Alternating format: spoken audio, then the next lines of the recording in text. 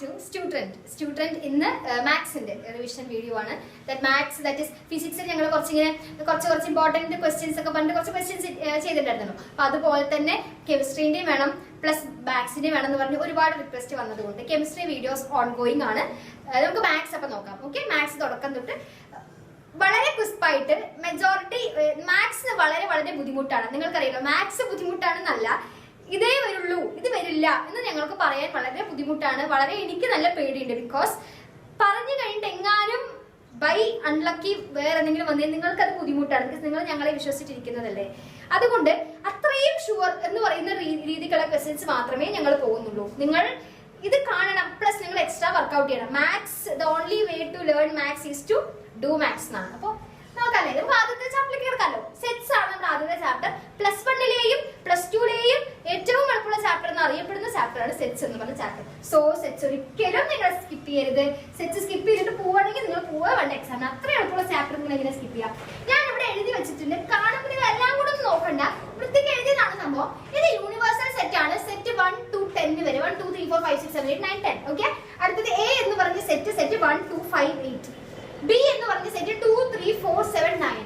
Okay, C എന്ന് പറഞ്ഞ set 8 9 10. Set 8 9 10. ആദ്യത്തെ ചോദ്യം എന്താണ്?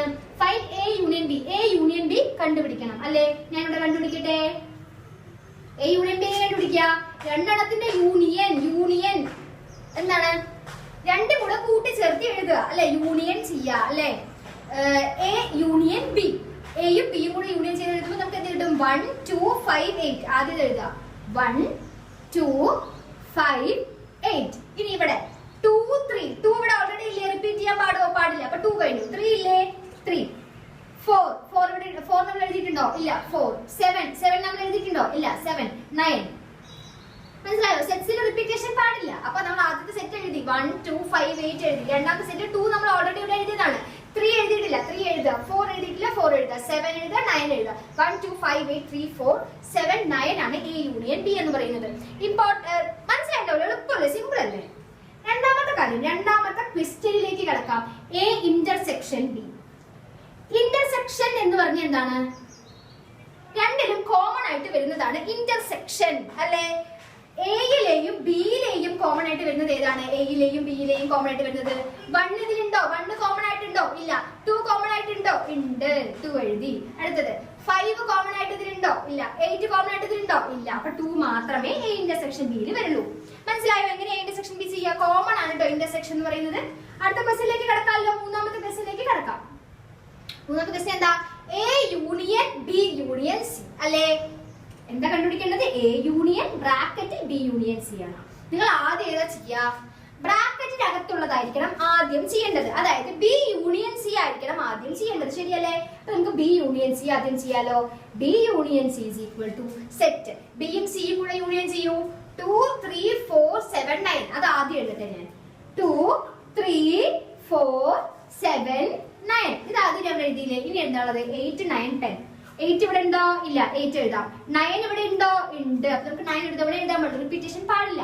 10 അല്ലെ? 10 ഇവിടെ ഇല്ലല്ലോ. അപ്പൊ 10 എഴുതും. നമ്മൾ എന്ത് കണ്ടുപിടിച്ചു? ബി യൂണിയൻ സി കണ്ടുപിടിച്ചു. ഇനി നമുക്ക് എന്തും കൂടെ ഉണ്ട് ഇവിടെ? എയും കൂടെ ഇല്ലേ? A union B union C. അതായത് ഇപ്പൊ നമുക്ക് കിട്ടിയിരിക്കുന്ന ബി യൂണിയൻ സിന്റെ കൂടെ എ എന്ന സെറ്റും കൂടെ യൂണിയൻ ചെയ്ത് എഴുതുക. ബ്രാക്കറ്റിൽ ആദ്യം ചെയ്തു നേടും. അപ്പൊ നമുക്ക് A union B union C നമുക്ക് എന്ത് കിട്ടും? ഇപ്പൊ നമുക്ക് ഇപ്പൊ കിട്ടിയിരിക്കുന്ന സെറ്റിന്റെ കൂടെ എ യൂണിയൻ ചെയ്ത് എഴുതുക. എ എന്താണ്? 1 2 5 8 അല്ലേ?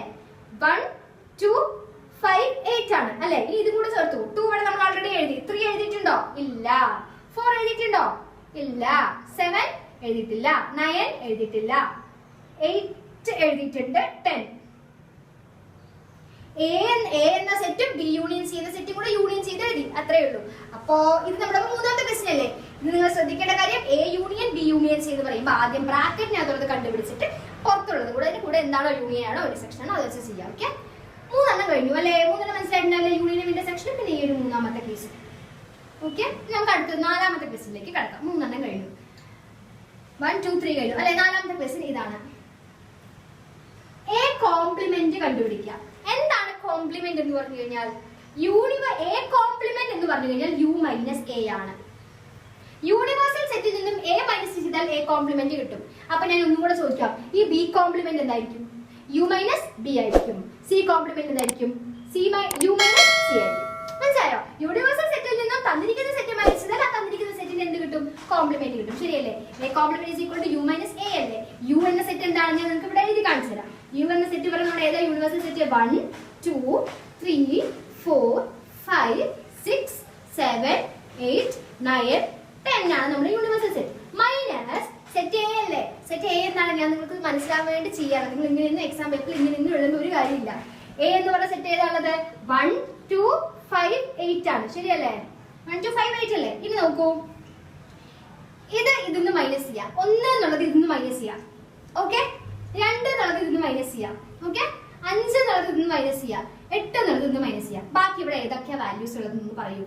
A complement is equal to ബാക്കി ഇവിടെ ഏതൊക്കെയാ വാല്യൂസ് ഉള്ളത്?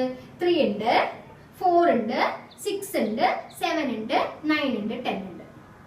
യൂണിവേഴ്സൽ സെറ്റിൽ നിന്നും തന്നിരിക്കുന്ന സെറ്റ് മൈനസ് ചെയ്ത് കഴിഞ്ഞാൽ തന്നിരിക്കുന്ന സെറ്റിന്റെ കോംപ്ലിമെന്റ് കിട്ടും. ഇങ്ങനെ പഠിച്ചു വെച്ചാൽ മതി. യൂണിവേഴ്സൽ സെറ്റിൽ നിന്നും തന്നിരിക്കുന്ന സെറ്റ് മൈനസ് ചെയ്ത് കഴിഞ്ഞാൽ തന്നിരിക്കുന്ന സെറ്റിന്റെ കോംപ്ലിമെന്റ് കിട്ടും. ഓക്കെ അല്ലേ? അപ്പൊ എ കോംപ്ലിമെന്റ് എന്ന് ചോദ്യം വന്നാൽ നിങ്ങൾ ചെയ്യുമല്ലോ. മനസ്സിലായല്ലോ? ഓക്കെ, ഞാൻ വായിക്കട്ടെ. എ കോംപ്ലിമെന്റ് മറക്കരുത് കേട്ടോ. എ കോംപ്ലിമെന്റ് ഒരിക്കലും മറക്കരുത്, ചോദിക്കാം. സെറ്റ്സിന് 5 മാർക്കിന് മറ്റുള്ള ക്വസ്റ്റ്യൻസ് വരുന്നതാണ് എന്റെ ഒരു ഓർമ്മ.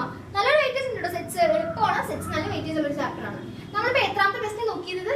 A complement. ദാറ്റ് ഈസ് 4ാമത്തെ അല്ലേ? 5ാമത്തെ നോക്കാം നമുക്ക്. 5ാമത്തെ ക്വസ്റ്റ്യൻ എന്തായിരുന്നു? A union B whole complement ആണ്. A union B whole complement. അപ്പൊ ഞാൻ പറഞ്ഞു ആദ്യം ചെയ്യേണ്ടത് ഏതാണ്? ബ്രാക്കറ്റിനകത്തുള്ളതാണ് ആദ്യം ചെയ്യേണ്ടത്. ശരിയല്ലേ? ബ്രാക്കറ്റിനകത്ത് എന്താണുള്ളത്? എ യൂണിയൻ ബി അല്ലേ? നമ്മൾ ആദ്യം എ യൂണിയൻ ബി കണ്ടുപിടിക്കാം. A union B is equal to നമ്മൾ നേരത്തെ കണ്ടുപിടിച്ചതാണ്. എന്നാലും ഞാനത് മായ്ച്ചത് കൂടി ഒന്നുകൂടെ കണ്ടുപിടിക്കുന്നത് മാത്രം. എ യൂണിയൻ ബി എന്താണ്? 1 2 5 8 3 4 7 9. ശരിയല്ലേ? ഒന്നുമില്ല. 1 2 5 8 ഇവിടത്തെ എഴുതി. ഇവിടത്തെ 2 നമ്മൾ ഓൾറെഡി എഴുതിയതാണ്. അടുത്തത് 3 എഴുതി, 4 എഴുതി, 7 എഴുതി, 9 എഴുതി. മനസ്സിലായില്ലേ? ഓക്കെ, ഇതാണ് എ യൂണിയൻ ബി. തന്നിരിക്കുന്നത് എന്താണ്? എ യൂണിയൻ ബിന്റെ കോംപ്ലിമെന്റ്. ഒരു സെറ്റിന്റെ കോംപ്ലിമെന്റ് എടുക്കണമെങ്കിൽ യൂണിവേഴ്സൽ സെറ്റിൽ നിന്നും തന്നിരിക്കുന്ന സെറ്റ് മൈനസ് ചെയ്ത് കഴിഞ്ഞാൽ പോരെ. അപ്പൊ തന്നിരിക്കുന്ന നമുക്ക് കിട്ടിയിരിക്കുന്ന സെറ്റ് ഇതല്ലേ? ഇത് യൂണിവേഴ്സൽ സെറ്റിൽ നിന്ന് മൈനസ് ചെയ്യാം. യൂണിവേഴ്സൽ സെറ്റ് നമുക്ക് എഴുതാമല്ലോ. അപ്പോ യൂണിവേഴ്സൽ സെറ്റ് എന്താ? 1 2 3 4 5 6 7 8 9 10. നിങ്ങൾ ഇങ്ങനെ എഴുതണ്ടായിട്ട് നിങ്ങൾക്ക് മനസ്സിലാൻ വേണ്ടി പറഞ്ഞു തരുന്നതാണ്. എ യൂണിയൻ ബി എഴുതാം. 1 2 5 8 3 4 7 9. ഓക്കെ അല്ലേ? ഓക്കെ, ഇനി നമ്മൾ എന്താ ചെയ്യേണ്ടത്? ഇതിലുള്ള ഓരോ എലിമെന്റ് ഇവിടെ നിന്ന് വെട്ടിക്കളയുക അല്ലെ? 1 എന്നുള്ളത് ഞാൻ ഇവിടെ നിന്ന് വെട്ടി, 2 വെട്ടി, 5 ക്യാൻസൽ ചെയ്തു, 8 ക്യാൻസൽ ചെയ്തു, 3 ക്യാൻസൽ ചെയ്തു, 4 ക്യാൻസൽ ചെയ്തു, 7 ക്യാൻസൽ ചെയ്തു, 9 ക്യാൻസൽ ചെയ്തു. റെസ്റ്റ് എന്താ എലിമെന്റ് ഉള്ളത്? എ യൂണിയൻ ബി ഹോൾ കോംപ്ലിമെന്റിൽ ഏതാ ബാക്കിയുള്ള നമുക്ക് കിട്ടിയ എലിമെന്റ് ഏതൊക്കെയാണ്? 6 ഉണ്ട്, 10 ഉണ്ട്. 6 യൂണിയൻ മാത്രമല്ലേ ഉള്ളൂ. അപ്പൊ A union B whole complement ഒരു ചോദ്യം ചോദിച്ചു കഴിഞ്ഞാൽ നിങ്ങൾ ആദ്യം എ യൂണിയൻ ബി കണ്ടുപിടിക്കുക. എന്നിട്ട് യൂണിവേഴ്സൽ സെറ്റിൽ നിന്ന് മൈനസ് ചെയ്യാം. നമുക്ക് കോംപ്ലിമെന്റ് കിട്ടിയില്ലേ? നമ്മൾ നേരത്തെ എ കോംപ്ലിമെന്റ് ചെയ്ത പോലെ. മനസ്സിലായിട്ടുണ്ടാവുമല്ലോ? ഞാൻ വായിക്കട്ടെ. 5ാമത്തെ നമുക്ക് വായിക്കാം. നമുക്ക് നമ്മുടെ 6ാമത്തെ ക്വസ്റ്റ്യനിലേക്ക് കിടക്കാം. ഓക്കെ, 6ാമത്തെ ക്വസ്റ്റ്യൻ എന്ന് പറയുന്നത് find the subset of A. ഈ സി എന്ന് പറഞ്ഞ സാധനം എന്താണ്? സബ്സെറ്റ് അല്ലെ? സബ്സെറ്റിന് നമ്മൾ എലമെന്റ് എന്ന് പറയുമ്പോൾ ഇങ്ങനെ എഴുതും, സബ്സെറ്റ് എന്ന് പറയുമ്പോൾ ഇങ്ങനെ, യൂണിയൻ ഇങ്ങനെ, ഇന്റർസെക്ഷൻ ഇങ്ങനെ. കുറച്ച് സിമ്പിൾസ് ഒക്കെ നിങ്ങൾക്ക് അറിയില്ലേ? സബ്സെറ്റ് ആണ് നമ്മൾ സി പോലെ എഴുതാം. Okay, find the subset of A. A എന്ന് പറഞ്ഞ സെറ്റിന്റെ സബ്സെറ്റ് എഴുതാൻ എങ്ങനെ? എ എന്ന് പറഞ്ഞ സെറ്റിന്റെ സബ്സെറ്റ് എഴുതാ? തന്നിരിക്കുന്ന സെറ്റിന് ആദ്യം എഴുതുക. സെറ്റ് 1 2 5 8 തന്നിരിക്കുന്ന സെറ്റിന് ആദ്യം എഴുതി. എന്നിട്ട് അതിലുള്ള ഓരോ എലമെന്റിനെയും ഓരോ സെറ്റ് ആയിട്ട് എഴുതുക. ആദ്യം നമ്മൾ ഏതാണ് എലമെന്റ്? 1 അല്ലേ? 1 ഒരു സെറ്റ് ആക്കി. അടുത്തത് 2 ഒരു സെറ്റ് ആക്കി, 5 8. ഓക്കെ, ഇങ്ങനെ ആക്കിയില്ലേ? ഇനി ആദ്യത്തെ 2 എണ്ണം ഒരു സെറ്റ് ആക്കാം. സെറ്റ് 1 2. ഓക്കെ, അടുത്ത 2 എണ്ണം 1 2 കഴിഞ്ഞ് 2 5 ഒരു സെറ്റ് ആക്കി. ഓക്കെ, അല്ലെങ്കിൽ നിങ്ങൾക്ക് എളുപ്പത്തിൽ ഒരു കാര്യം പറയാം. ഇത് നമ്മൾ ആദ്യം 1 2 സെറ്റ് ആക്കി. അടുത്തത് 1 5 സെറ്റ് ആക്കി. 1 5 അടുത്തത് 1 8. 1ന്റെ കഴിഞ്ഞില്ലേ? അടുത്തത് 2 എടുക്കുക. 2 5 അടുത്തത് 2 8. അടുത്ത് നമുക്ക് എന്തെടുക്കാം? 5 എടുക്കാമല്ലോ. 5 8 എടുക്കാം. പിന്നെ നമുക്ക് എന്തെടുക്കാം? 1 5 അതൊക്കെ എടുത്തു. ഇനി നമുക്ക് ബാക്കി എന്തെടുക്കാൻ പറ്റുക? 1 2 1 തന്നിരിക്കുന്ന സെറ്റ് അതുപോലെ എഴുതി, ഒറ്റയ്ക്ക് എഴുതി. 1 2 എടുത്തു, 1 1 2 എടുത്തു, 2 5 എടുത്തു, 5 8 എടുത്തു, 1 5 എടുത്തില്ലേ നമ്മള്, 1 5 എടുത്തു, 2 8 എടുത്തു. മെജോറിറ്റി എല്ലാ എലിമെന്റ്സും ചെയ്തു. പ്ലസ് നമുക്ക് ഒരു എലിമെന്റും കൂടെ ചേർത്താറുണ്ട്, നള്ള് കൂടെ ചേർക്കണം. മനസ്സിലായോ? അപ്പൊ നമ്മളൊരു കാര്യം പറഞ്ഞുതരാം. നമുക്ക് സബ്സെറ്റ് കണ്ടുപിടിക്കുന്ന സമയത്ത് ഇനി 3 എലമെന്റ്സിന്റെ കേസ് നമ്മൾ എഴുതിയില്ലല്ലോ, ഞാൻ അതാണ് നോക്കിയത്. 3 എലമെന്റ്സ് ചെയ്താലോ, രണ്ടെണ്ണം ആദ്യം ഒറ്റയ്ക്ക്, പിന്നെ രണ്ടെണ്ണം, പിന്നെ 3 എണ്ണം പെയർ ചെയ്യാൻ പറ്റുകയാണെങ്കിൽ 3 എണ്ണം പെയർ ചെയ്യാം. 1 2 5. ഓക്കെ, 1 2 5 കഴിഞ്ഞില്ലേ? അടുത്തത് 2 5 8. 2 5 8. അടുത്തത് 5 8 1. ഓക്കെ, 1 2 5 2 5 8 5 8 1. അതെ, ഈ 3 എലമെന്റ്സ് നമുക്ക് ചെയ്യാൻ പറ്റൂ. ദാറ്റ് ഈസ് 3 എലമെന്റുകൾ സബ്സെറ്റ് ചെയ്യുന്ന കേസിൽ. അങ്ങനെയാണെങ്കിൽ നമുക്ക് എന്ത് പറയാൻ പറ്റും? സബ്സെറ്റ്സ് എഴുതുന്ന സമയത്ത് വൃത്തിയായിട്ട് നോക്കി ചെയ്യണം. പിന്നെ നിങ്ങൾ ഒരിക്കലും വിട്ടുപോകാത്ത കാര്യം, തന്നിരിക്കുന്ന സെറ്റ് അതേപോലെ എഴുതുക, ഒറ്റയ്ക്ക് എഴുതുക. രണ്ടെണ്ണം പെയർ ചെയ്യാൻ പറ്റുകയാണെങ്കിൽ രണ്ടെണ്ണം പെയർ ചെയ്യുക, അല്ലെങ്കിൽ പെയർ ചെയ്യാൻ പറ്റില്ലെങ്കിൽ അവിടെ തന്നെ വൈൻഡ് അപ്പ് ചെയ്യാം. പെയർ ചെയ്യാൻ പറ്റുകയാണെങ്കിൽ വൃത്തിക്ക് നോക്കി പെയർ ചെയ്യുക. 3 എണ്ണം പെയർ ചെയ്യാൻ പറ്റുവാണെങ്കിൽ പെയർ ചെയ്യുക. നള്ള് ചേർക്കാൻ ഒരിക്കലും മറക്കരുത്. അത്രയേ ഉള്ളൂ. നള്ള് കൂടെ ചേർത്തിട്ട് വേണം സബ്സെറ്റിന്റെ കേസ് ചെയ്യാം കേട്ടോ. ഞാൻ വായിക്കുന്നുണ്ട്. അടുത്തൊക്കെ സബ്സെറ്റ് ചെയ്ത് നോക്കുക. അടുത്ത ക്വസ്റ്റ്യൻ നമുക്ക് ചെയ്യാം. ദാറ്റ് ഇസ് പവർ സെറ്റ് ആയിരുന്നു. ഞാൻ നേരത്തെ ക്വസ്റ്റ്യൻ അറിയാതെ വായിച്ചു പോയി. നമുക്കൊന്നും കൂടെ ചെയ്യാം, കുഴപ്പമില്ല. Power set P of A നമ്മൾ കണ്ടുപിടിക്കാം. P of A എന്ന് പറഞ്ഞാൽ ഒന്നുമില്ല, നമ്മൾ സബ്സെറ്റ് കണ്ടുപിടിച്ചിട്ട് പുറമെ വലിയൊരു സെറ്റ് ബ്രാക്കറ്റ് ഇട്ടാൽ പവർ സെറ്റ് ആയി. ഞാൻ നേരത്തെ സെറ്റ് മായ്ക്കണ്ടായിരുന്നു അല്ലേ, ഞാൻ മായ്ച്ചു. ഞാൻ അടുത്ത ക്വസ്റ്റ്യൻ ശ്രദ്ധിച്ചില്ല. ശരി, നമുക്ക് പവർ സെറ്റ് ആദ്യം നമുക്ക് എന്ത് ചെയ്യാം? സബ്സെറ്റ് കണ്ടുപിടിക്കാമല്ലോ. സബ്സെറ്റിൽ ആദ്യം എന്തായിരിക്കും? തന്നിരിക്കുന്ന സെറ്റ് എഴുതാം. 1 2 5 8 എന്ന സെറ്റ് എഴുതി. ഓരോരോ സെറ്റ് ആയിട്ട് എഴുതാം. 1 എന്ന് പറഞ്ഞ സെറ്റ് എഴുതി, 2 5 8. നെക്സ്റ്റ് രണ്ടെണ്ണം പെയർ ചെയ്യാം. 1 2 2 5 5 8 8 1 1 5. കഴിഞ്ഞില്ലേ? ഓക്കെ, കഴിഞ്ഞു. ഇത് കഴിഞ്ഞു. ഇനി നമുക്ക് 3 എണ്ണം പെയർ ചെയ്യാൻ പറ്റുന്നത് 1 2 5 2 5 8 5 8 1. ഇനി ലാസ്റ്റ് ഒരു സെറ്റും കൂടെ വരുമല്ലോ, 4 സെറ്റും കൂടെ വരും അല്ലെ. രണ്ടെണ്ണം പെയർ ചെയ്യാം, ഒറ്റയ്ക്ക് ചെയ്യാം. തന്നിരിക്കുന്ന സെറ്റ് എഴുതാം. 3 എണ്ണം പെയർ ചെയ്യാൻ പറ്റുകയാണെങ്കിൽ ചെയ്യാം, നമുക്ക് ചെയ്യാൻ പറ്റും. പ്ലസ് 4 സെറ്റ് കൂടെ ചെയ്യാം. പവർ സെറ്റിന്റെ കേസിൽ സബ്സെറ്റ് എഴുതി കഴിഞ്ഞിട്ട് പുറമെ ഒരു വലിയ സെറ്റ് ബ്രാക്കറ്റ് ഇട്ടാൽ മതി. മനസ്സിലായോ? പുറമെ ഒരു വലിയ സെറ്റ് ബ്രാക്കറ്റ് ഇട്ട് കഴിഞ്ഞാൽ എന്ത് സെറ്റാണ്? പവർ സെറ്റാണ്. അത്രേ ഉള്ളൂ. ഇപ്പൊ പവർ സെറ്റിന്റെ കാര്യം മനസ്സിലായി. പവർ സെറ്റ് പുറമെ വലിയ സെറ്റ് ഇടാം, അത്രേ ഉള്ളൂ. പ്രത്യേകിച്ച് അങ്ങനെ വേറൊന്നുമില്ല.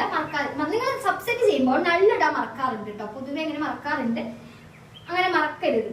ഓക്കെ, കഴിഞ്ഞില്ല. ഇനി P of A കഴിഞ്ഞു. നമ്മുടെ 7ാമത്തെ ക്വസ്റ്റ്യൻ കഴിഞ്ഞു. 8ാമത്തെ ക്വസ്റ്റ്യനിലേക്ക് കടക്കാം. That represent A intersection B through when diagram. ഇതിന്റെ ക്വസ്റ്റ്യൻ അങ്ങനെയല്ല. പൊതുവെ A ഇന്റർസെക്ഷൻ B എന്ത് ചെയ്യാനാ പറയുന്നത്? വെൻ ഡയഗ്രാംസ് അറിയില്ലേ? നമ്മുടെ വെൻ ഡയഗ്രാം ഇങ്ങനെ പെട്ടിയിട. ഈ പെട്ടി എന്താണ്? യൂണിവേഴ്സൽ സെറ്റ് ആണ് അല്ലെ. ഇതിനകത്ത് നമ്മൾ 2 സെറ്റ് ഉണ്ട്, A എന്നൊരു സെറ്റ്, B എന്നൊരു സെറ്റ്. A എന്ന സെറ്റ്, B എന്ന സെറ്റ്. ഇതാണ് നമ്മുടെ വെൻ ഡയഗ്രാം. ഇതിപ്പോ യൂണിയന്റെ കേസിൽ എങ്ങനെ സംഭവിക്കും, ഇന്റർസെക്ഷന്റെ കേസിൽ എവിടെ ശരിയാണ്, അപ്പൊ നിങ്ങൾക്ക് അറിഞ്ഞിരിക്കണം. ഞാൻ ഇവിടെ നിങ്ങൾക്ക് തന്നിരിക്കുന്ന ക്വസ്റ്റ്യൻ എന്ന് പറയുന്നത് represent A intersection B through when diagram. A intersection B നെ വെൻ ഡയഗ്രാം ഉപയോഗിച്ച് റെപ്രസെന്റ് ചെയ്യാം. നമുക്ക് ആദ്യം സെറ്റ് വെൻ ഡയഗ്രാം വരയ്ക്കാം. യൂണിവേഴ്സൽ സെറ്റ് എഴുതുക, 2 സെറ്റ് വരയ്ക്കാം. A എന്നൊരു സെറ്റും B എന്നൊരു സെറ്റും അല്ലെ. A എന്നൊരു സെറ്റ്, B എന്നൊരു സെറ്റ്. നമ്മൾ എന്താ ചെയ്യാൻ പറഞ്ഞിരിക്കുന്നത്? A ഇന്റർസെക്ഷൻ B, അതായത് രണ്ടിലും കോമൺ ആയിട്ടുള്ള റീജിയൻ ആണ് A ഇന്റർസെക്ഷൻ B എന്നുണ്ട്. A എന്നൊരു സെറ്റ് നമ്മൾ ഷെയ്ഡ് ചെയ്തു എന്ന് വിചാരിക്കാം. ഓക്കെ, B എന്നൊരു സെറ്റ് ഷെയ്ഡ് ചെയ്തു. രണ്ടിലും കോമൺ ആയിട്ട് വരുന്ന റീജിയൻ ഏതാണ്? ഈ നടുക്ക് കാണുന്നതാണ് ഈ റീജിയൻ അല്ലേ. ഇത് നമ്മൾ എന്ത് ചെയ്യാം? ഷെയ്ഡ് ചെയ്യാം. നിങ്ങൾ എക്സാമിന് ഞാൻ വരച്ച പോലെ അതും ഇതും വരച്ച് വെക്കരുത്. അപ്പൊ ടീച്ചർമാർക്ക് കൺഫ്യൂഷൻ ആവും. നിങ്ങൾ എന്താണോ ഡയറക്റ്റ് നിങ്ങളുടെ ഉത്തരത്തിൽ എന്താണോ വേണ്ടത് അത് മാത്രം. അതായത് ഇതൊന്നും വരയ്ക്കാൻ പാടില്ല. ഞാൻ നിങ്ങൾക്ക് അറിയാൻ വേണ്ടി വരച്ചാണ്. നിങ്ങൾ ടെക്സ്റ്റ് ബുക്സ് ഒക്കെ കണ്ടുണ്ടാവുമല്ലോ. A ഇന്റർസെക്ഷൻ B എന്ന് പറഞ്ഞാൽ രണ്ടിലും കോമൺ ആയിട്ടുള്ളത്. രണ്ടിലും കോമൺ ആയിട്ടുള്ള ഭാഗം ഏതാണ്? ഈ നടുക്ക് കാണുന്ന ഈ ഒരു ഓവൽ ഷേപ്പ് പോലത്തെ സാധനമല്ലേ. ഇതാണ് A ഇന്റർസെക്ഷൻ B ന്റെ വെൻ ഡയഗ്രാം. ഇതേപോലെ A യൂണിയൻ B ന്റെ വരച്ച് നോക്കുക. അങ്ങനെ പല ഒരുപാട് ടെക്സ്റ്റ് ബുക്സിൽ ഒരുപാട് എക്സാമ്പിൾസ് ഉണ്ട് വെൻ ഡയഗ്രാംസ്. ഇത് ഫുൾ നിങ്ങൾക്ക് ഇത്രയും ചെയ്യാൻ ക്വസ്റ്റ്യൻസ് നിങ്ങൾക്ക് ഒറ്റയ്ക്ക് ചെയ്യാൻ പറ്റുന്നുണ്ടെങ്കിൽ സെറ്റ്സിലെ 5 or 6 മാർക്കിന് ക്വസ്റ്റ്യൻ ചോദിച്ചു കഴിഞ്ഞാൽ നിങ്ങൾക്ക് സ്കോർ ചെയ്യാൻ പറ്റും എന്നതാണ് അർത്ഥം. ഈ ക്വസ്റ്റ്യൻ മനസ്സിലാക്കാൻ വെച്ചാൽ നമുക്ക് നമ്മുടെ നെക്സ്റ്റ് ചാപ്റ്ററിലേക്ക് കിടക്കാം. That is relations and functions. എളുപ്പമുള്ള ചാപ്റ്ററാണ്. സെറ്റ്സ് എല്ലാം എളുപ്പമുള്ള ചാപ്റ്ററാണ്, നോ പ്രോബ്ലം അല്ലേ. അപ്പോൾ നമുക്ക് സെക്കൻഡ് ക്വസ്റ്റ്യനിലേക്ക് കടക്കാൻ വരെ സെക്കൻഡ് ചാപ്റ്ററിൽ ഞാൻ 2 സെറ്റ് ചെയ്തിട്ടുണ്ട്. സെറ്റ് ജി എന്ന് പറഞ്ഞ സെറ്റ് ചെയ്തിട്ടുണ്ട്, എച്ച് എന്ന് പറഞ്ഞ മറ്റൊരു സെറ്റ് ചെയ്തിട്ടുണ്ട്. ജി ക്രോസ് എച്ച് ചെയ്തിട്ട് കണ്ടുപിടിക്കണം, എച്ച് ക്രോസ് ജി കണ്ടുപിടിക്കണം. എന്താണ് ഈ ജി ക്രോസ് എച്ച്? കാർട്ടീഷ്യൻ പ്രൊഡക്റ്റിനെയാണ് നമ്മൾ എന്ത് പറയുക? ജി ക്രോസ് എച്ച് എന്ന് പറയാം അല്ലെ. നമുക്ക് ജി ക്രോസ് എച്ച് കണ്ടുപിടിക്കാമല്ലോ. എങ്ങനെ ജി ക്രോസ് എച്ച് കണ്ടുപിടിക്കുക? എച്ച് എന്ന സെറ്റിൽ ആദ്യത്തെ എലമെന്റ്, ജി എന്ന സെറ്റിൽ ആദ്യത്തെ എലമെന്റ്, എച്ചിലെ ആദ്യത്തെ എലമെന്റ്, ഇതിൽ ആദ്യത്തെ എലമെന്റ്, ഇതിൽ രണ്ടാമത്തെ എലമെന്റ്, അതിൽ ആദ്യത്തെ എലമെന്റ്, ഇതിൽ മൂന്നാമത്തെ എലമെന്റ്. ഇനി ഫർദർ ആയിട്ട് ഈ എലമെന്റ്സ് ഉണ്ടോ ഇവിടെ? ഇനി ഉണ്ടോ? ഇല്ല. അപ്പൊ നമ്മൾ വൈൻഡ് അപ്പ് ചെയ്യാം. അടുത്ത നമുക്ക് സെക്കൻഡ് എലമെന്റ് എടുക്കാം. That is 8, 8, 5, 8, 4 and 8, 2. മനസ്സിലായില്ലേ? ആദ്യത്തെ എലമെന്റ് എടുക്കുക, ബാക്കിയുള്ള ഓരോരോ എലമെന്റുകൾ ഇട്ടിട്ട് കോർഡിനേറ്റ്സ് ഉണ്ടാവും. ഇതാണ് ജി ക്രോസ് എച്ച് അല്ലെങ്കിൽ Cartesian product between G and H എന്ന് പറയുന്നത്. അടുത്തത് എച്ച് ക്രോസ് ജി കണ്ടുപിടിക്കണം അല്ലേ. എച്ച് ക്രോസ് ജി വളരെ വളരെ എളുപ്പമാണ്. ഇതിലുള്ള കോർഡിനേറ്റുകളുടെ ആദ്യത്തെ രണ്ടാമത്തെ എലമെന്റ് ഇന്റർചേഞ്ച് ചെയ്ത് എഴുതുക, അത്രേ ഉള്ളൂ. അപ്പൊ നമുക്ക് 5, 7, 4, 7, 2, 7, 5, 8, 4, 8, 2, 8. ഓക്കെ, ഇതോടുകൂടി നമ്മൾ എന്ത് കഴിഞ്ഞു? എച്ച് ക്രോസ് ജിയും ജി ക്രോസ് എച്ചും കഴിഞ്ഞു. ജി ക്രോസ് എച്ചിന് കിട്ടി കഴിഞ്ഞാൽ പിന്നെ എച്ച് ക്രോസ് ജി വളരെ എളുപ്പമാണ്, തിരിച്ച് എഴുതിയാൽ മതി. നിങ്ങൾ ചെയ്യേണ്ട കാര്യം ഈ സെറ്റ്സിലെ ക്വസ്റ്റ്യൻസും ഈ റിലേഷൻസിലെ ക്വസ്റ്റ്യൻസ് ഒക്കെ ചെയ്യുമ്പോൾ ദയവ് ചെയ്ത് ഒരു സെറ്റിൽ എലമെന്റ് എഴുതിയിട്ട് പിന്നെ അങ്ങോട്ടും ഇങ്ങോട്ടും നോക്കിയിട്ട് അടുത്ത സെറ്റിൽ എലമെന്റ് എഴുതരുത്. ആ എഴുതി തെറ്റും. ഈ ക്വസ്റ്റ്യൻ അറ്റംപ്റ്റ് ചെയ്യുമ്പോൾ ഫുള്ളി ഫോക്കസ്ഡ് ആയിട്ടാണ് അറ്റംപ്റ്റ് ചെയ്യാൻ. ബിക്കോസ് ഓരോ എലമെന്റ് പോയി കഴിഞ്ഞാൽ അവർ ഫുൾ ആൻസർ തെറ്റും. സോ വളരെ കോൺസെൻട്രേറ്റ് ചെയ്ത് സെറ്റ്സിലും റിലേഷൻസിലും ക്വസ്റ്റ്യൻ ചെയ്യാം. നിങ്ങൾക്ക് നെക്സ്റ്റ് ക്വസ്റ്റ്യനിലേക്ക് കിടക്കാം. നമുക്ക് നമ്മുടെ റിലേഷൻസിൽ തന്നെ വേറെ ഇമ്പോർട്ടൻറ്റ് ക്വസ്റ്റ്യൻ കാറ്റഗറിയിലേക്ക് കിടക്കാം. മാത്സ് ആണ്, കുറേ ക്വസ്റ്റ്യൻസ് ഉണ്ടാവും. ഓക്കെ, ഫിസിക്സിന്റെ കേസിൽ പറഞ്ഞ പോലെ ഡയറക്റ്റ് ഡെറിവേഷൻസ് നമുക്ക് ഇതിൽ പറയാൻ പറ്റില്ലല്ലോ. അപ്പോൾ മാത്സിൽ നമുക്ക് ഇതിൽ വരുന്ന മറ്റൊരു ടൈപ്പ് ഓഫ് ക്വസ്റ്റ്യൻ ആണ്. ഒരു റിലേഷൻ തരും, ദാറ്റ് ഈസ് ആ റിലേഷൻ തന്നിരിക്കുന്നത് സെറ്റ് ബിൽഡർ ഫോമിലായിട്ട്. നമുക്കറിയില്ല എന്താ സെറ്റ് ബിൽഡർ, എന്താണ് റോസ്റ്റർ? സെന്റൻസ് പോലെ എഴുതുന്നത് സെറ്റ് ബിൽഡറും ക്രിസ്പായിട്ട് നമ്പർ ന്യൂമറിക്കലി എക്സ്പ്രസ് ചെയ്യുന്ന ഒരു സംഭവത്തിന് നമ്മൾ റോസ്റ്റർ എന്ന് പറയും. ഇപ്പൊ തന്നിരിക്കുന്നത് ഒരു സെന്റൻസ് ഫോർമാറ്റ് അല്ലേ. x, y is equal to x plus 1, x element of a, y element of b. ഒരു സെന്റൻസ് പോലെയാണ് തന്നിരിക്കുന്നത്. അതുകൊണ്ട് തന്നിരിക്കുന്ന റിലേഷൻ എന്ത് ഫോർമാറ്റിലാണ്? സെറ്റ് ബിൽഡർ ഫോർമാറ്റിലാണ്. റിലേഷൻ സെറ്റ് ബിൽഡർ ഫോമിലാണ് എഴുതിയിരിക്കുന്നത്. എ എന്നൊരു സെറ്റ് തന്നിട്ടുണ്ട്, ബി എന്നൊരു സെറ്റ് തന്നിട്ടുണ്ട്. ഇതിന്റെ ഡൊമെയിനും റേഞ്ചും കണ്ടുപിടിക്കണം. Find domain and range. D and R എന്ന് എഴുതാട്ടോ, ഡൊമെയിൻ ആൻഡ് റേഞ്ച്. ഓക്കെ, അപ്പൊ ഞാൻ ഇതിൽ എങ്ങനെ ചെയ്യാം? നമുക്കൊരു ഇക്വേഷൻ ഒരു ക്വസ്റ്റ്യൻ തന്നിട്ടുണ്ടല്ലോ. y is equal to x plus 1 എന്നൊരു ഇക്വേഷൻ തന്നിട്ടുണ്ട്. x എന്ന് പറഞ്ഞാൽ എയിലെ എലമെന്റ് ആണെന്നും y എന്ന് പറഞ്ഞാൽ ബിയിലെ എലമെന്റ് ആണെന്നും തന്നിട്ടുണ്ട്. ശരിയല്ലേ? അപ്പൊ നമ്മൾ എന്ത് ചെയ്യാ? ആദ്യം when x എയിലെ എലമെന്റ് അല്ലേ, എയിലെ ആദ്യത്തെ എലമെന്റ് ഏതാണ്? 0 അല്ലേ. x is equal to 0. x 0 ആവുന്ന സമയത്ത് നമ്മുടെ ഇക്വേഷൻ എന്താണ്? y is equal to x plus 1 എന്നല്ലേ. y is equal to x എന്താണ്? 0 plus 1. y is equal to 1 കിട്ടി. നമ്മുടെ കോർഡിനേറ്റ് എന്താണ്? x ന് 0 കൊടുത്ത സമയത്ത് y ക്ക് നമുക്ക് കിട്ടിയതാണ് 1. ശരിയല്ലേ? അപ്പൊ നമുക്ക് റിലേഷൻ എഴുതാലോ. Relation r is equal to ആദ്യത്തെ കോർഡിനേറ്റ് ആയിട്ടുള്ള 0, 1. 0 ഞാൻ x ന് കൊടുത്തപ്പോൾ കിട്ടിയ വാല്യൂ 1 അല്ലേ. അടുത്ത വാല്യൂ നമുക്ക് ഇട്ട് കൊടുക്കാമല്ലോ. x ന് എന്താ അടുത്ത വാല്യൂ ഇട്ട് കൊടുക്കാൻ പറ്റുക? 1. കാരണം ഇതിൽ 1 അല്ലേ രണ്ടാമത്തെ എലമെന്റ്. x ന് 1 ഇട്ട് കൊടുത്തു. നമ്മുടെ ഇക്വേഷൻ എന്താണ്? y is equal to x plus 1 അല്ലേ. y is equal to x നമ്മൾ എന്താ ഇട്ട് കൊടുത്തു? 1. 1 plus 1 2. y is equal to 2. നമ്മുടെ കോർഡിനേറ്റ് എന്താണ്? 1, 2. ഓക്കെ, ഇനി നമുക്ക് മൂന്നാമത്തെ ഇതിലേക്ക് കിടക്കാം. അതായത് മൂന്നാമത്തെ വാല്യൂലേക്ക് കിടക്കാം. when x is equal to 2, x 2 ആവുന്ന സമയത്ത് നമ്മുടെ equation y is equal to x plus 1 ആണ്. y is equal to x ന്റെ വാല്യൂ എന്താണ്? 2 plus 1. y is equal to 3. കൊടുത്ത വാല്യൂ 2 ആൻഡ് കിട്ടിയ വാല്യൂ 3. ഓക്കെ, നമ്മുടെ കോർഡിനേറ്റ് എന്തായി? 2, 3 ആയി. കഴിഞ്ഞില്ലേ? ഫർദർ ഇനി അപ്പുറത്തൊരു എലമെന്റ് ഇല്ലല്ലോ, നമ്മുടെ സെറ്റ് കഴിഞ്ഞില്ലേ. അപ്പൊ നമ്മൾ ഇവിടത്തോടുകൂടി വാറ്റപ്പ് ചെയ്യാം. നമുക്ക് ഇനി ചെയ്യാൻ പറ്റുന്ന കാര്യം എന്താണ്? ഡൊമെയിനും റേഞ്ചും കണ്ടുപിടിക്കുന്നല്ലേ. ഇതിലെ ഈ കോർഡിനേറ്റിൽ ആദ്യത്തെ വാല്യൂസ് ഒക്കെയാണ് എന്തെന്ന് പറയുന്നത്? ഡൊമെയിൻ എന്ന് പറയുന്നത്. അല്ലെങ്കിൽ നമുക്ക് എന്തൊരു വേറെ അർത്ഥത്തിൽ പറയാം, കൊടുക്കുന്ന വാല്യൂസ് ആണ് ഡൊമെയിൻ അല്ലേ. നമ്മൾ കൊടുത്ത വാല്യൂ അല്ലേ 0, 1, 2. കൊടുത്തപ്പോൾ കിട്ടിയ വാല്യൂ ആണ് റേഞ്ച്. 1, 2, 3. അല്ലെ, നമ്മൾ 0 കൊടുത്തപ്പോൾ 1 കിട്ടി, 1 കൊടുത്തപ്പോൾ 2 കിട്ടി, 2 കൊടുത്തപ്പോൾ 3 കിട്ടി. കൊടുക്കുന്ന വാല്യൂസ് ഒക്കെ ഡൊമെയിനും കിട്ടുന്ന വാല്യൂസ് ഒക്കെ റേഞ്ചും അല്ലെ. അങ്ങനെയും പറയാം. അല്ലെങ്കിൽ ആദ്യത്തെ വാല്യൂസ് ഒക്കെ ഡൊമെയിൻ എന്ന് പറയാം. ഡൊമെയിൻ അപ്പൊ ഏതൊക്കെ വാല്യൂസ് ഏതൊക്കെയായിരിക്കും? Domain is equal to 0, 1 and 2. റേഞ്ചിന്റെ വാല്യൂസ് ഏതൊക്കെയായിരിക്കും? കിട്ടിയ വാല്യൂസ് അല്ലെങ്കിൽ രണ്ടാമത്തെ വാല്യൂസ് അല്ലെ. 1, 2, 3. ഇതാണ് ഡൊമെയിനും റേഞ്ചിന്റെ ടൈപ്പ് ഓഫ് ക്വസ്റ്റ്യൻ. ഡൊമെയിനും റേഞ്ചും ചോദിച്ചു കാണാറുണ്ട്, ഇമ്പോർട്ടന്റ് ആണ്, ചെയ്തു പഠിക്കുക. നമ്മൾ തൊട്ടുമുന്നേ നോക്കിയത് റിലേഷൻസിന്റെ കേസിൽ ഡൊമെയിനും റേഞ്ചും എങ്ങനെ കണ്ടുപിടിക്കുക എന്നുള്ളതായിരുന്നു. നമുക്ക് ചാപ്റ്റർ പേര് എന്താണ്? റിലേഷൻസ് ആൻഡ് ഫംഗ്ഷൻസ് അല്ലേ. ഫംഗ്ഷൻസിന്റെ കേസിൽ നമ്മൾ എന്ത് ചെയ്യണം? ഡൊമെയിനും റേഞ്ചും ഫംഗ്ഷൻസ് നമുക്ക് പഠിക്കണം അല്ലേ. ഫംഗ്ഷൻസിന്റെ കേസിൽ വളരെ ഇമ്പോർട്ടന്റ് ആയിട്ട് പ്രീവിയസിൽ കണ്ടുവരുന്ന 2 ക്വസ്റ്റ്യൻസ് ആണ് ഇപ്പൊ ഞാൻ തന്നിരിക്കുന്നത്.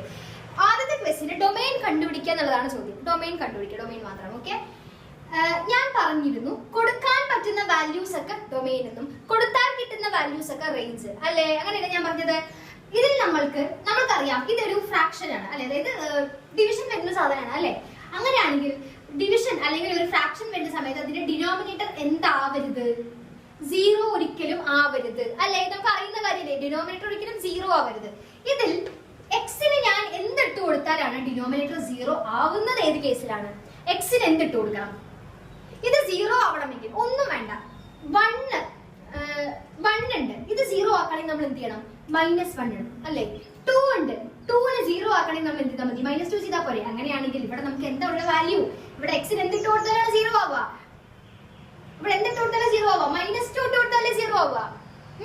എക്സിന് -2 ഇട്ട് കൊടുത്താലേ 0 ആവുക. ഞാൻ നേരത്തെ മൈനസ് അല്ലേ പറഞ്ഞത്, തെറ്റിപ്പോയോ? ശരി, എക്സിന്റെ കേസിൽ നമ്മൾ ഇവിടെ എക്സിന് എന്തിട്ട് കൊടുത്താലാണ് 0 ആവുക? -2 ഇട്ട് കൊടുത്താലാണ് 0 ആവുക. അപ്പൊ നമുക്ക് എന്ത് പറയാൻ പറ്റും? റിയൽ നമ്പറിൽ നിന്നും -2 എന്ന് പറഞ്ഞ വാല്യൂ മൈനസ് അത് ഒഴികെയുള്ള എല്ലാ നമ്പറുകളും ഡൊമെയിനിൽ വരുമെന്ന് നമുക്ക് പറയാൻ പറ്റും. നമ്മൾക്ക് കൊടുക്കാൻ ഏതൊക്കെ വാല്യൂസ് വരും? 0 കിട്ടുന്നതൊഴികെ എല്ലാം കൊടുക്കാം. ഏതിട്ടാലാണ് 0 കിട്ടുക? -2. ഇവിടെ -2 ഇട്ട് കൊടുത്താൽ ഡിനോമിനേറ്റർ 0 ആവരുത്. ഡിനോമിനേറ്റർ 0 ആവരുത് എന്ന് പറയുന്നത് ഏത് വാല്യൂലാണ്? -2 0 ആവാം. അപ്പൊ റിയൽ നമ്പറിൽ നിന്നും -2 എന്ന് പറഞ്ഞ സെറ്റ് മൈനസ് ചെയ്താൽ നമുക്ക് എന്ത് കിട്ടും? ഡൊമെയിൻ കിട്ടും. മനസ്സിലായോ? വളരെ എളുപ്പമാണ്. നിങ്ങൾ മനസ്സിലായിട്ടാവുമല്ലോ. വളരെ സിമ്പിൾ ആയിട്ടൊരു ക്വസ്റ്റ്യൻ ആണ്, ഇമ്പോർട്ടന്റ് ക്വസ്റ്റ്യൻ ആണ്, എക്സാംസിൽ ചോദിച്ച് കാണാറുണ്ട്.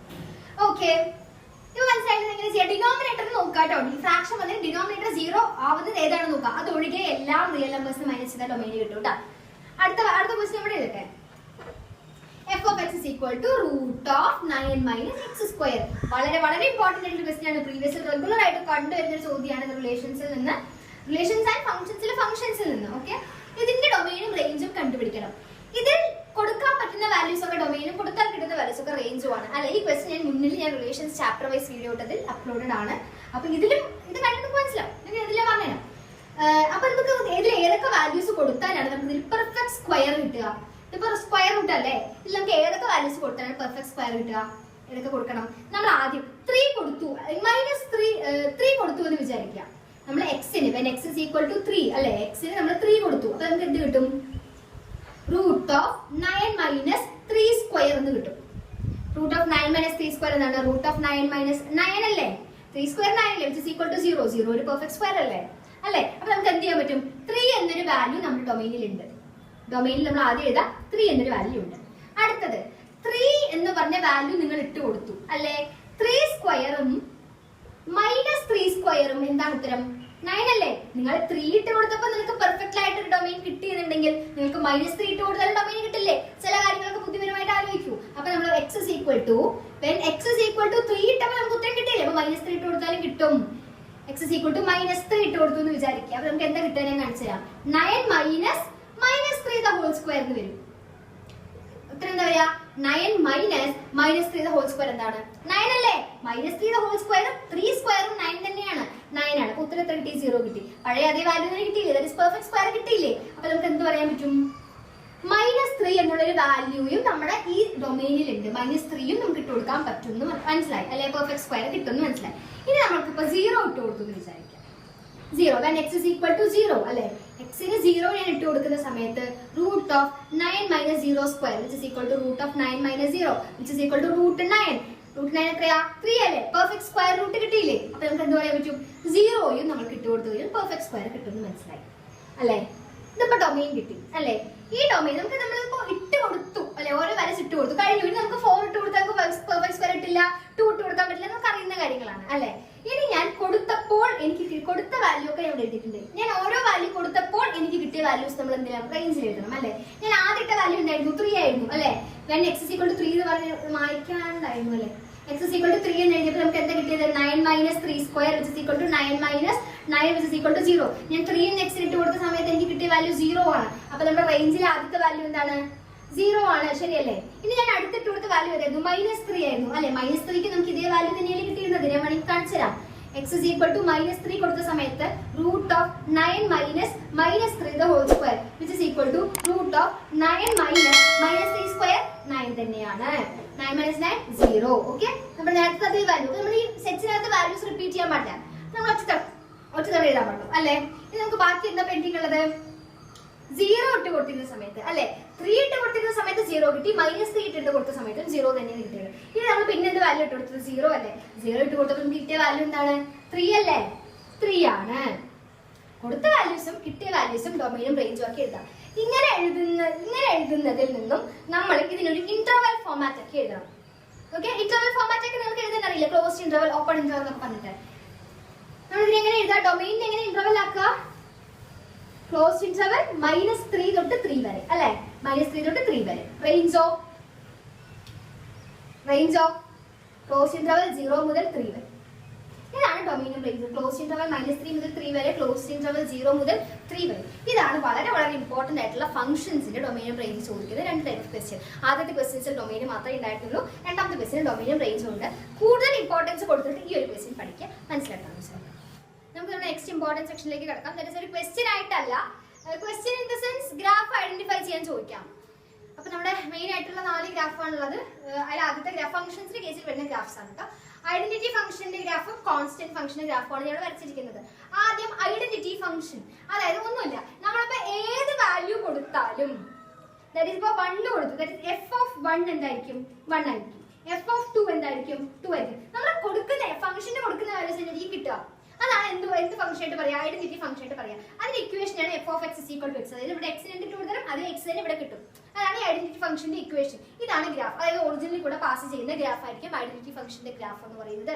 ഐഡന്റിറ്റി ഫംഗ്ഷൻ വൃത്തിയായിട്ട് മനസ്സിലാക്കുക. നമ്മൾ കൊടുത്തു കഴിഞ്ഞാൽ ഒരു ഫംഗ്ഷൻ x ഇന്നൊരു വാല്യൂ ഇട്ട് കൊടുത്താൽ കിട്ടുന്ന വാല്യൂ അത് തന്നെയായിരിക്കും. അതാണ് ഐഡന്റിറ്റി ഫംഗ്ഷൻ. കൂടുതൽ എക്സ്പ്ലനേഷൻ ആവശ്യമൊന്നുമില്ലല്ലോ.